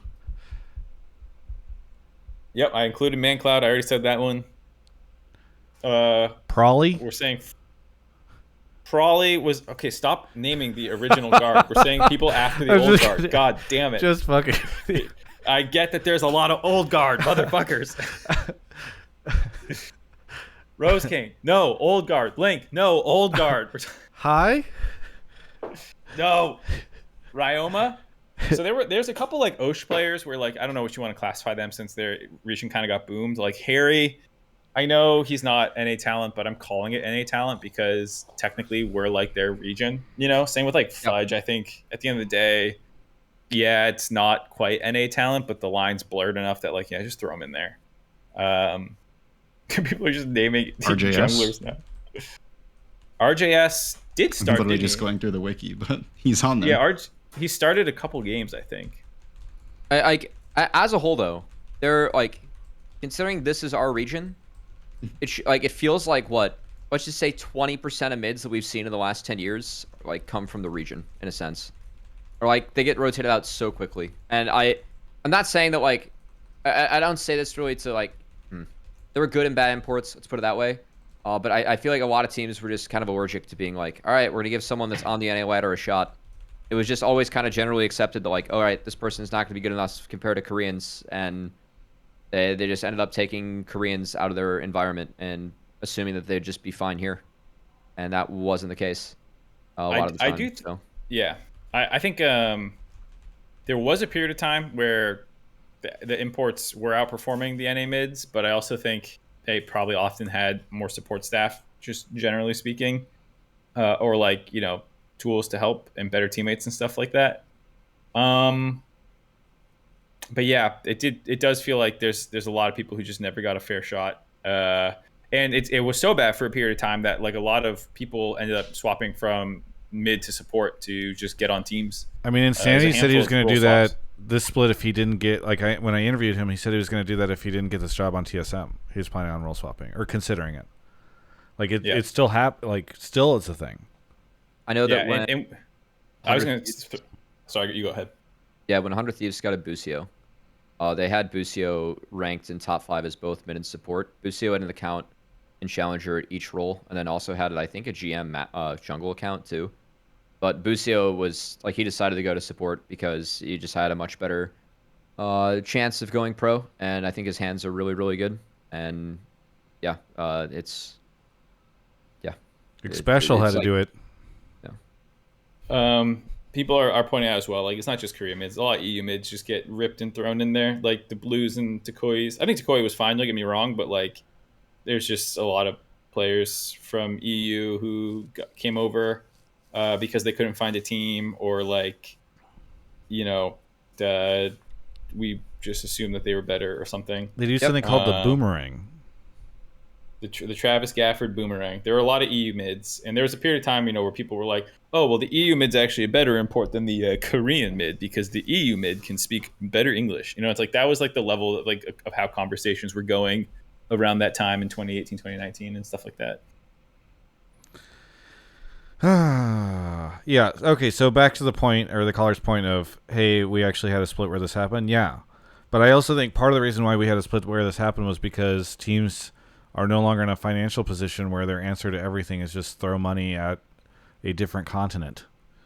And like that has been my hope, and in sort of as like a nice little thing that could occur from all this. It's funny. It's actually kind of similar to what I saw a lot of the response from Overwatch community was like, oh God, please let Overwatch League die so that Overwatch esports can flourish. Like, I'm actually down with teams potentially not being able to go spend a fuck ton of money on other regions and other players, because I think the league was healthier when they didn't do that from a viewership perspective. So I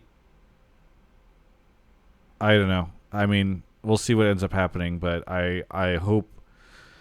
I always say, well, I hope that they learn from this, the GMs and the teams, and then next year it's just like, oh wow, we got a steal. This player from Korea was willing to play for nothing. I mean, to be fair too, Gory is basically up there as the best mid. Him and JoJo are 1-2 by a pretty substantial margin. Eminez had a bit of a come down this split, but was very good last split. So it's not like, to be fair, there's no such thing as good imports or whatever.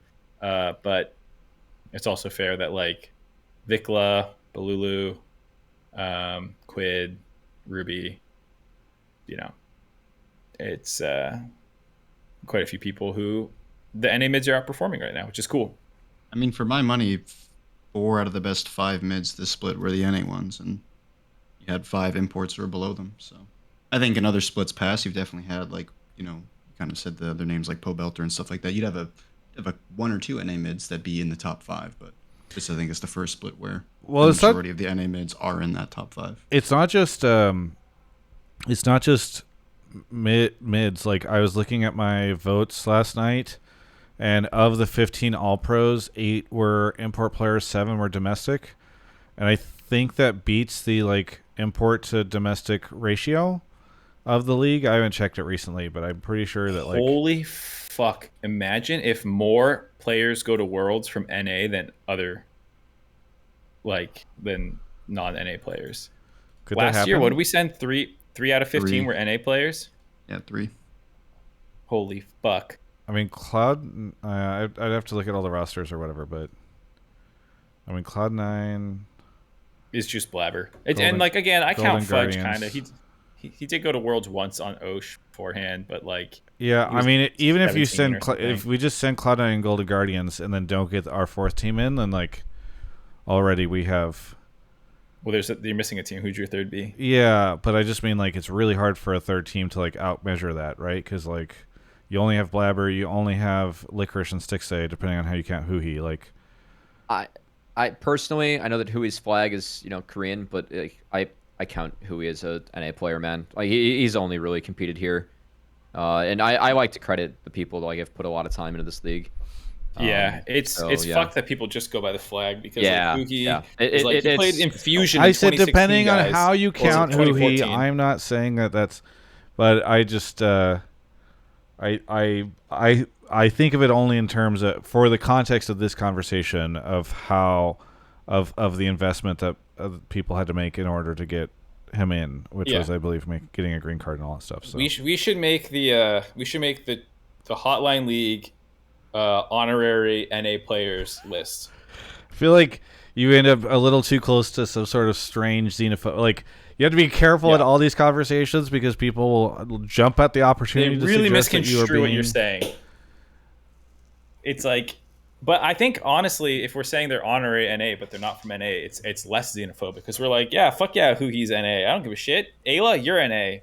You know, we're accepting all comers. The melting pot of the League of Legends scene. Nothing enraged me more last year when G-Bay just like started like going off of these like flag tweets. I actually just like one of the, and people were like on the train. And it's just like, wait, I didn't even see what this was. Spica's Chinese, guys. Don't forget. Spica is not a North American player. Oh, that was a take? It was maybe not a great take.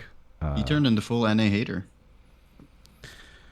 I think there's just a lot of people who have been really frustrated with how the league has been handled from Riot and the team side in terms of the stuff. And I get why people end up in weird positions. So obviously that take is not great. Anyway, thank you, JNT, for the call. Anything you want to shout out before we go on to the next caller? All good. See you guys at finals. See you at finals. All right. Thank you to Rel. Polly 550 gifted 10 subs. Very, very generous of you, Polly. Thank you for that. That was very nice. Jammin TST for 18 months. Ruby C for 14. Mesh Beard. Robert Bruce. CJ Foxy for a whole year. Thank you to everybody who's subbing. We have another caller here. Caller, what's your name and where are you calling from? Little Treat. Let me help you. Little Treat. Little Tree, where are you calling from? Toronto. Toronto. What do you want to talk about on the show? EG is not going to make top 4, and they're not going to go to Worlds. EG not making top 4, not going to go to Worlds. Frauds. Yes. You're on that C9 hype train of calling them frauds. So, for context for people, they finished third. They were 2 games ahead of TL and 1 game behind Golden Guardians. But you don't think that they're finishing top 4 and going to Worlds. Why? I don't think JoJo can carry like best of 5 versus Golden Guardians, TL, C9, or NRG. I think all the listed teams have good enough mid jungles to keep JoJo in check at least 3 out of 5 games, and JoJo can't do it himself. A lot of people have JoJo for MVP because his team is significantly worse than his performance, and he's been carrying them. And I don't think in the playoffs he's going to be able to do it again, like versus those specific teams. And they play TSM first, they win, they lose against C9, and then they won't beat TL or NRG, whoever comes down. You really think they can't beat NRG or TL in a best of 5? Like you don't think it's within a decent realm of possibility? I would say maybe like 4 out of 10 times they win a best of 5 versus those 2 teams, maybe. I mean, those are not terrible odds that you're giving them in that situation. He's calling a shot. He didn't call him a dog shit team. He just said he doesn't think it's going to happen. He thinks they're going to get exposed. Yeah. Well, exposed versus 40% chances. They paint different pictures. Exposed. Cubby, what do you think? You're a JoJo man. What do you think? You're also an APA man, so yeah, and a Palafox man. I fear Battle of JoJo North American thirst. mids. I fear He's an JoJo insanity thirst man all of them. too. Yeah, I think that EG, it's funny, again, like I said earlier in the show, I think the biggest compliment that I could give JoJo from this past week is that you really couldn't tell that Shaden was a sub. And I think that Shaden deserves some credit for that too. Shaden played things that he was comfortable on from what I've seen in his time in Academy and Challengers, but Shaden's definitely someone that we know he has the hands. He was simultaneously rank 1 and rank 2. Funny story, I tweeted about this, but back in 21, if Shaden wasn't comp banned for a behavior check, and he would have been the jungler for EGA with JoJo in the 1 year that JoJo played Academy.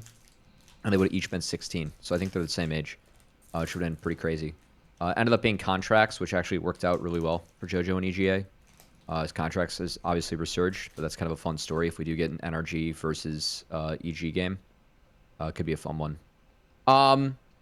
At the moment, I don't know if EG is going to run Shaden or Armeo. I know that I talked with Armeo before their Challengers League playoff matches, and Armeo still said that his goal is to play well enough to earn playoff time for the LCS team. So I don't think he's ruling that out. I think that I don't know, man. I think EG. I have too much confidence in EG. Like, for me to say that they're gonna lose to I think C9 and GG clear everyone. But to say that EG are gonna lose to both TL and NRG, I don't think happens. I think they at least beat one of them. And I think they beat TSM round 1. Here's the thing. And I'll say this really quickly so Mark can go. Caller and Cubby just made the mistake of only talking about stuff within the context of 5 players versus 5 players. EG has Kelsey Moser diff, all right?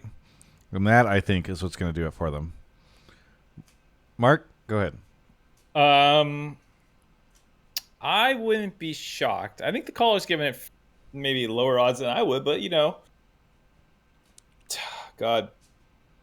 Shaden stepped in. They did well. They went 3-0 this week after being on a 0-4 slide. It restored some confidence in me. I do still worry about people just hard targeting JoJo. I think things always become a little bit harder in playoffs for everyone, especially for teams that have one draft style or one main carry, because you start game planning a lot more around them. And JoJo's never getting Ahri this series. Let's not pick something that's easily counter pickable. Let's always give our mid counter pick. I think there's a lot of little things you start doing that are just little rules for how you play the series out.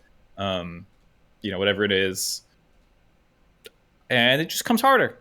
And Revenge he's been fine. I think he's been good this split, but he hasn't really been a game changer. I mean, it's hard to do that from top lane. And bot lane is inconsistent, and they have a jungle sub. So if this team fell apart in playoffs, I actually wouldn't be shocked if it turns into everyone targets JoJo, and then Shaden doesn't perform as well, and blah blah blah. So the only problem is that TL is also coin flipping mess, and so is NRG, and TSM seems to have come back down to earth a little bit. So all the teams that you're kind of projecting over them have just as much chance of flopping somehow. NRG versus Team Liquid is just the hardest to predict series of all time. I have no fucking clue what's going to happen, I feel like. And so, I could see EG getting over both them easy. I don't know how you feel about TL versus NRG, Cubby. I was about to say, I think it's going to look like a Challengers League playoff series, so it's going to be bloody, yeah. Yeah. I mean, I think the curious thing is we had the conversation last week. We had a caller talking about if NRG would make Worlds. I feel like this week that feels more. I'm thinking about that. It kind of feels more reasonable to me now. The NRG does make Worlds.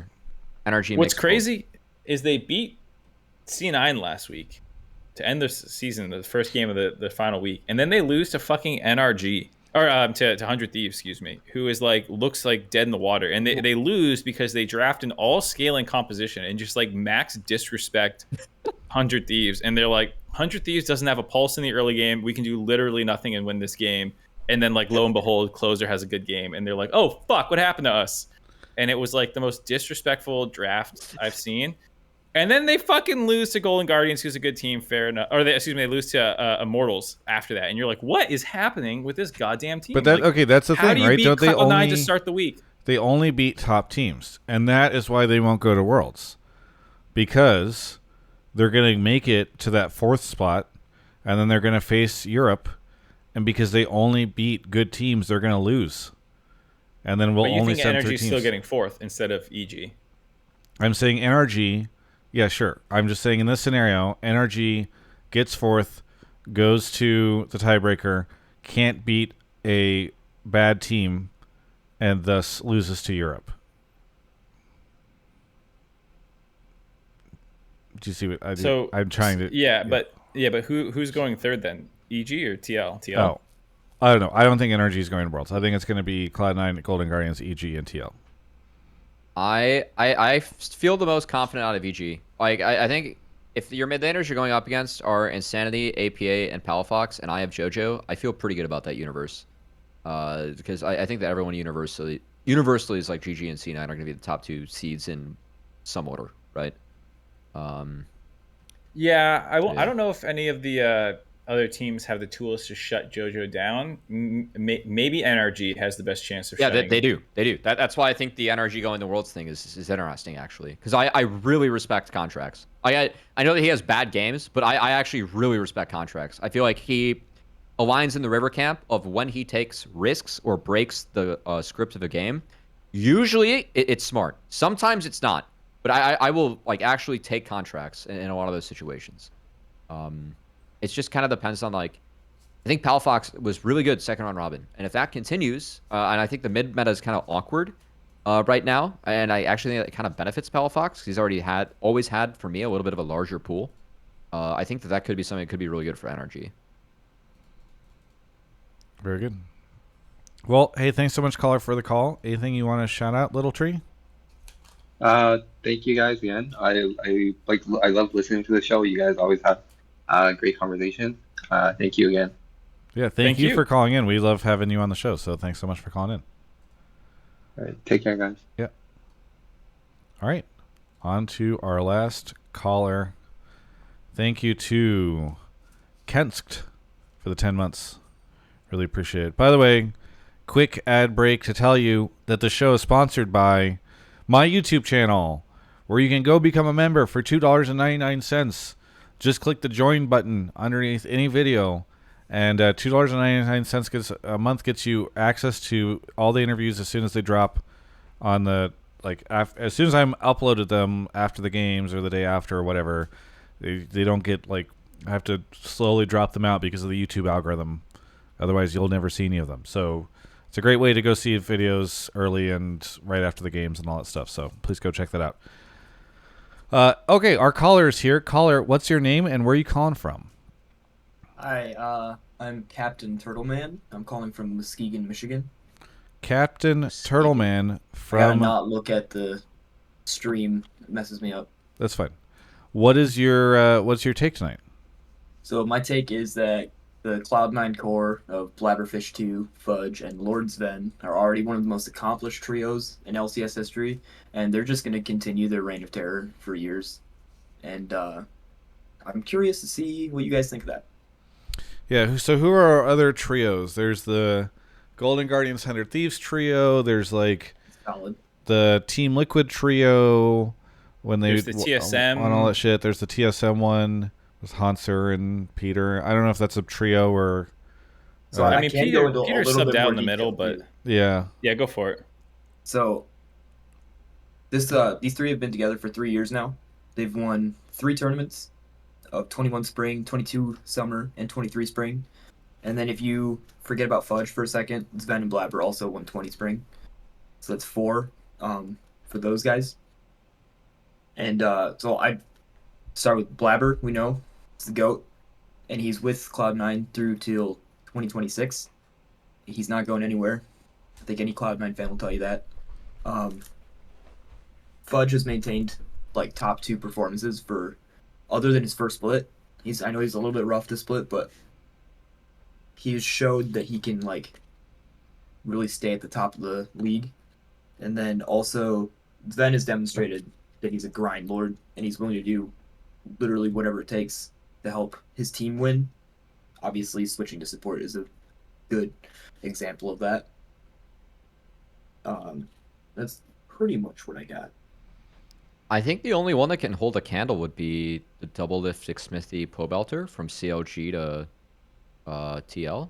I think what they went. Yeah, that's good too. Since they went from one team to another, that's a good option. Yeah, I think they won 3 times, and then Jensen came in, and they won 2 more because they went on the 4 split straight.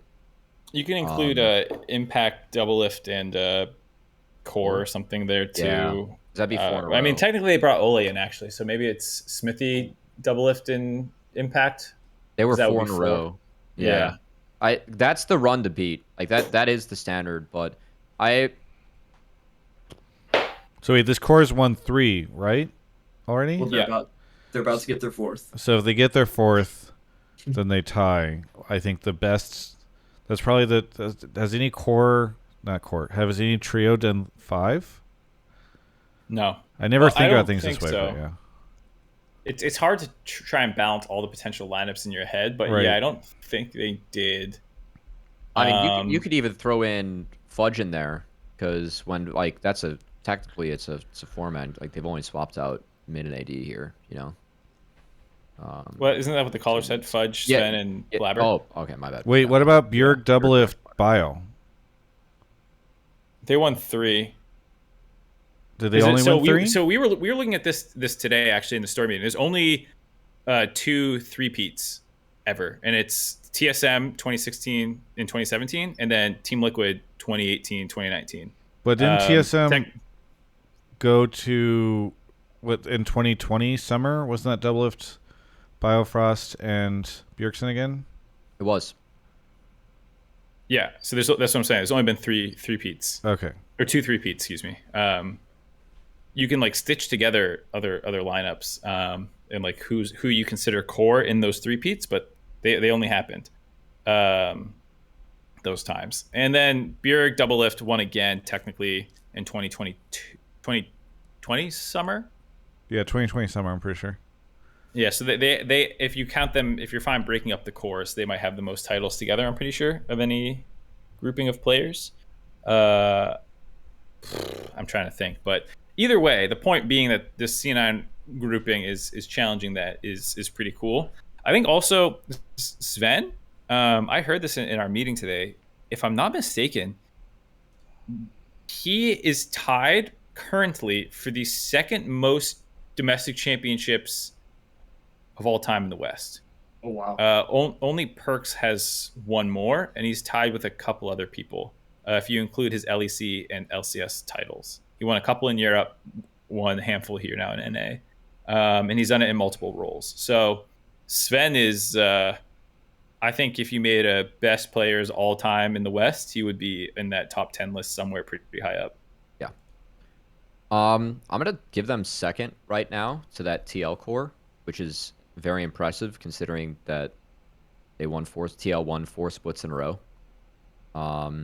And I think like thinking of like the individual strength, like the bio core, like bio was getting subbed out for treats and wasn't that strong. I think the TL core, like thinking of those 3 players, like they were always in the 3-team all pro vote. I mean, for me, Fudge didn't have his best split, but he is still considered, like if he got 3rd-team all pro, I would not be surprised at all. So like I think that even like saying that, like, you know, for a potential floor, that kind of puts into perspective how strong this core is in a sense too. Whereas I think that some of the other cores are like